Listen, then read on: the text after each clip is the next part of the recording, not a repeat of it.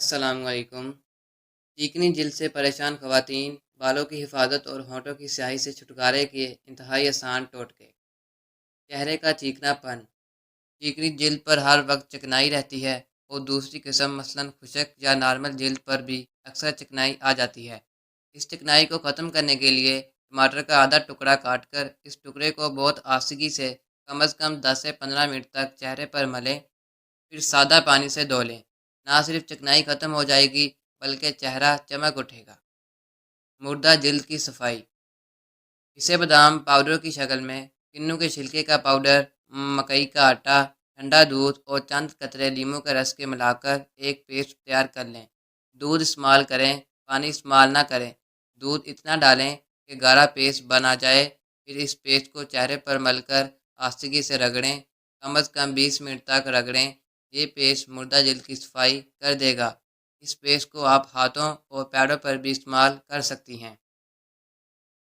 काली गर्दन की रंगत निखारना। आंवला के बारीक पीसी हल्दी को सरसों के तेल में मिलाकर इस तेल की मालिश गर्दन पर करें। ये अमल दिन में 2 मरतबा करें। काली गर्दन दिन ब दिन निखर कर साफ़ हो जाती है। बालों की हिफाजत। देसी अंडे के तेल की मालिश करने से बाल गिरना बंद हो जाते हैं। आजमूदा नुस्खा है।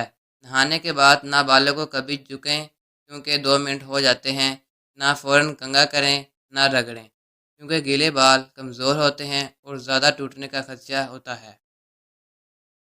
जुएँ ख़त्म करने के लिए शलजम के पत्तों को पानी में पकाएं, फिर पत्तों को इस पानी में पहले अच्छी तरह मसल लें, फिर इस पानी से सर धोएं।